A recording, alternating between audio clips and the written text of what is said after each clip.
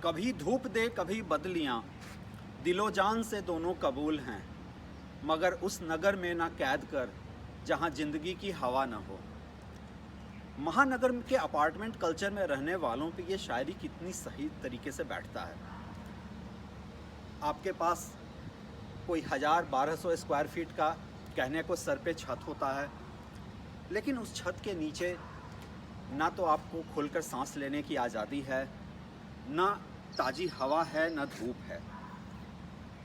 और किसी भी बड़े शहर की ये एक ऐसी कड़वी सच्चाई है जिसके साथ ज़्यादातर लोग अपनी पूरी ज़िंदगी गुजार देते हैं। बात अगर दिल्ली और गुड़गांव जैसे जगह पे करें तो यहाँ जो एक अंग्रेजी का शब्द है लाइवेबिलिटी इंडेक्स, वो बहुत ही ख़राब है। मेरी तलाश एक ऐसे आशियाने की रही है जहाँ धूप और हवा के साथ समझौता ना करना पड़े।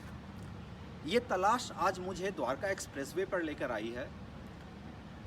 ये शोभा ग्रुप का शोभा इंटरनेशनल सिटी प्रोजेक्ट है। सेक्टर 106 और 109 में है ये प्रोजेक्ट। ये 4 फेज का प्रोजेक्ट है, बेसिकली एक विला प्रोजेक्ट है। और गुड़गांव जैसे जगह पे जहाँ पे लग्जरी एक कोई नई चीज़ नहीं है, ज़्यादातर प्रोजेक्ट्स जो आसपास हैं वो लग्जरी के नाम पे ही बेचे जा रहे हैं। वहाँ पे इस प्रोजेक्ट का सबसे बड़ा मार्केट डिफरेंशिएटर ये है कि ये एक बहुत ही लो डेंसिटी प्रोजेक्ट है। कोई 166 एकड़ में 4 फेज में, और किसी भी फेज में 200 विला से ज़्यादा नहीं है, तो तकरीबन 166 एकड़ में ये 700-800 विला के आसपास का प्रोजेक्ट है। और इस प्रोजेक्ट की यूएसपी एक है कि आप ऐसा लगता है कि आप एक प्लॉट लेकर अपना घर अपनी चॉइस से बना कर रह रहे हैं, लेकिन अपने प्लॉट पे आप इस तरह की एमिनिटीज़, इस तरह की सुविधाएं, इस तरह की लग्जरी क्रिएट नहीं कर पाएंगे जो कि इस प्रोजेक्ट में देखने को मिलता है। ये शायद हरियाणा का फुल्ली डेवलप्ड प्लॉटेड डेवलपमेंट में सबसे बड़ा प्रोजेक्ट है। और इस प्रोजेक्ट में आकर महसूस होता है कि महानगर के बंद कमरों में, बंद अपार्टमेंट में रहकर हम लोग कितना कुछ खोते जा रहे हैं। हाँ, यहाँ रहने हुए आप अगर कनेक्टिविटी की बात करें, हालांकि द्वारका एक्सप्रेसवे अभी पूरी तरह से तैयार नहीं हुआ है, लेकिन फिर भी ये है कि यहाँ से रहते हुए आप करीब 15 किलोमीटर की दूरी पे आपको इंटरनेशनल एयरपोर्ट है।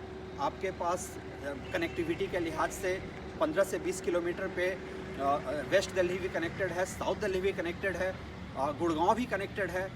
गुड़गांव का जो एक जॉब कैचमेंट एरिया है वो 8 से 10 किलोमीटर के रेडियस में है।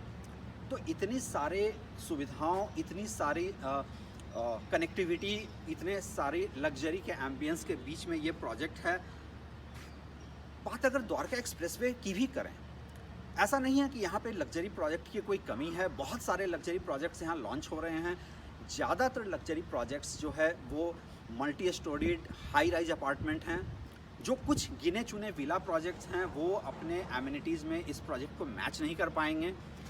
ये वो प्रोजेक्ट है जो ये भी जस्टिफाई करता है कि आखिर शोभा लिमिटेड इस समय अपनी ब्रांडिंग में देश में नंबर 1 क्यों है।